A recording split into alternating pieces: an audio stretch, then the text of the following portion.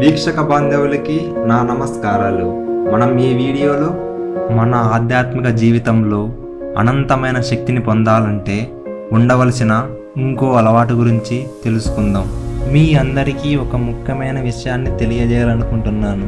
అదేమిటంటే ఈ వీడియో చేసినప్పటికీ నా సబ్స్క్రైబర్లు 207 మంది. నేను ముందు వీడియోలో చెప్పినట్టుగానే 200 సబ్స్క్రైబర్లు దాటినప్పటి నుంచి ప్రతి 100 సబ్స్క్రైబర్లకు ఒక యోగాత్మకత అనే పుస్తకాన్ని ఇస్తానని చెప్పాను కదా. ఇప్పుడు నా సబ్స్క్రైబర్స్లో ఒకరికి ఆ పుస్తకాన్ని ఇవ్వబోతున్నాను. మీకు కూడా ఆ పుస్తకాన్ని చదవాలని ఇంట్రెస్ట్ ఉంటే డిస్క్రిప్షన్లో లేదా బయోలో గూగుల్ ఫామ్ లింక్ ఉంటుంది, ఫిల్ చేయండి. ఇక మన టాపిక్లోకి వెళ్దాం. మన ఈ ఆధ్యాత్మిక మార్గంలో మంచి ఫలితాలు పొందాలి అంటే మనం మన ఆహారాన్ని సరిగ్గా తీసుకోగలగాలి. అప్పుడే మన మనస్సు ఆ ఆధ్యాత్మిక వైపు వెళ్ళగలుగుతుంది. మనం తీసుకునే ఫుడ్ లేదా ఆహారాన్ని బట్టే మన ఆలోచనలు ఉంటాయి. వీలైనంత వరకు సాత్విక ఆహారాన్ని తీసుకోవడానికి ప్రయత్నించండి. సాత్విక ఆహారం అంటే పాలు, కాయగూరలు, పళ్ళు అలాంటివి అన్నమాట. ముఖ్యంగా మసాలాలు, కారము, ఉప్పు వంటివి ఎక్కువగా తినకూడదని చెప్తారు. నేను వీటినేవి తినద్దని చెప్పను, కానీ తక్కువగా తినమని చెప్తున్నాను. సాత్విక ఆహారం తినడం ద్వారా మనలో సత్వగుణం ఏర్పడుతుంది. దానివల్ల మనం ఆ దేవుణ్ణి సులభంగా చేరవచ్చు. మీరెప్పుడైతే ఎక్కువగా మాంసం తినడం, మసాలాలు ఉండే ఫుడ్ తినడం వల్ల అనవసరమైన కోపం, అశాంతి లభిస్తుంది. దాని ద్వారా మీరు ఈ ఆధ్యాత్మిక జీవితాన్ని ఎక్కువ కాలం గడపలేరు. అంతేకాకుండా వీటి ద్వారా మీలో తమో, రజోగుణం వంటి గుణాలు ఏర్పడతాయి. వాటి వల్ల మీ జీవుడు క్షీణించిపోతాడు. మీరు ఎప్పటికీ ఆ దేవుణ్ణి చేరలేరు. ఎప్పుడైతే మీరు సాత్విక ఆహారాన్ని సేవించడం మొదలు పెడతారో అప్పుడు మీ శరీరం కూడా మీరు చెప్పినట్టు వింటుంది. మీ మనసు కూడా మీరు చెప్పినట్టు వింటుంది. నేను ఒక యోగి ఆత్మకథ పుస్తకాన్ని చదువుతున్నప్పుడు అందులో చాలామంది గురువులు మొత్తం ఆహారం లేకుండా కూడా బతికేస్తున్నారు. ఆహారం లేకుండా వరాల పాటు ధ్యానంలో కూర్చున్న వాళ్ళు ఉన్నారు. మనం ఎప్పుడైతే ఆధ్యాత్మికతలో అడుగు పెడతామో అప్పుడు మనకు ప్రాణవాయువే ఆహారం అవుతుంది.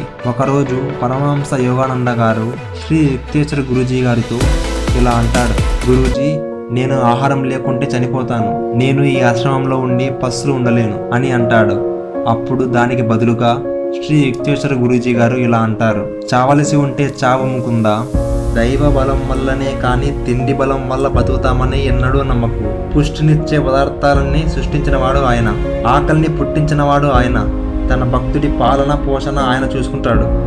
అన్నం నిన్ను బతికిస్తుందని కానీ, డబ్బు పోషిస్తుందని కానీ, మనుషులు నిన్ను పోషిస్తున్నారని కానీ అనుకోకు. ఆ ప్రభువు నీ ఊపిరి కాస్త లాగేస్తే అవేమన్నా నీకు సహాయపడతాయా? అది కేవలం ఆయన ఉపకరణాలు మాత్రమే. నీ కడుపులో ఆహారం జీర్ణమవుతుంది, ఏదో నీ నేర్పు వలన కాదు. నీ విచక్షణ ఖడ్గాన్ని ఉపయోగించి ముకుందా, ఉపకరణ బంధాల్ని ఛేదించి ఒకే ఒక కారణమైన భగవంతుని దర్శించు అని చెప్తాడు. మన ఈ ఆధ్యాత్మిక మార్గంలో మనస్సు నిశ్చలంగా ఉంచుకోవడం ఎంతో అవసరం. సాత్విక ఆహారం తీసుకోవడం ద్వారా మన శరీరంలో శక్తి సమతుల్యం సాధించడం సులువు. సాత్విక ఆహారం తీసుకోవడం వలన మన మనస్సు ఎంతో ప్రశాంతంగా ఉంటుంది. తద్వారా మనం ధ్యానం మరింత లోతుగా చేసుకోవచ్చు. అయినా చాలామందికి ఇది ఒక్కసారిగా చేయాలంటే చాలా కష్టం. దానికోసం మీరు కొన్ని సూచనలు చెప్తాను, వినండి. ముందుగా మీరు ఎక్కువగా నాన్ వెజ్ తింటున్నట్లయితే వారంలో ఒకరోజు, అంటే ఏదైనా ఒకరోజు, ఆ రోజు నాన్ వెజ్ తినడం కానీ లేదా ఏదైనా మసాలా ఫుడ్ తినడం కానీ మానేయండి. అలా చిన్నగా మీ శరీరానికి అలవాటు చేయండి. కొన్ని రోజుల తర్వాత దాన్ని పెంచుకుంటూ వెళ్ళండి. అలా మీకు ఈ పద్ధతి అలవాటైపోతుంది. అప్పుడు మీ ఆధ్యాత్మిక జీవితంలో ఎంతో ప్రగతిని సాధించగలుగుతారు. ఇదేదో నేను చెప్పడం లేదు, చాలామంది ఋషులు మన గ్రంథాలు కూడా చెప్పాయి. అయినా నేను కూడా పాటించాను కాబట్టి మీకు చెప్తున్నాను. నేను ఇప్పుడు మసాలా ఫుడ్ కానీ మాంసాహారం తినడం కానీ చేయను. అంటే నాకు మాంసాహారం చిన్నప్పటి నుంచి అలవాటు లేదు, కానీ ఈ మధ్య నేను ఈ మసాలా ఫుడ్ తినడం కూడా మానేశాను. ఎంతున్నా అన్నం, పప్పు అలాంటివి తింటూ ఉంటుంటాను. అలా నా మనస్సు ఆ దైవం వైపు వెళ్ళగలిగేలా చేసుకుంటున్నాను. మీరు కూడా ఇలానే చేస్తూ ఆ దైవాన్ని చేరుకుంటారని కోరుకుంటున్నాను. మీకు మన వీడియో నచ్చినట్లయితే లైక్ చేసి సబ్స్క్రైబ్ చేసుకోండి. అలాగే మీ అభిప్రాయాలను కింద కామెంట్ సెక్షన్లో రాయండి. మీ అందరికీ నా ధన్యవాదాలు. మళ్ళీ కలుద్దాం తదుపరి వీడియోలో మన ఆధ్యాత్మిక ప్రయాణంలో ఇంకో అడుగు ముందుకు వేయడం కోసం. ధన్యవాదాలు.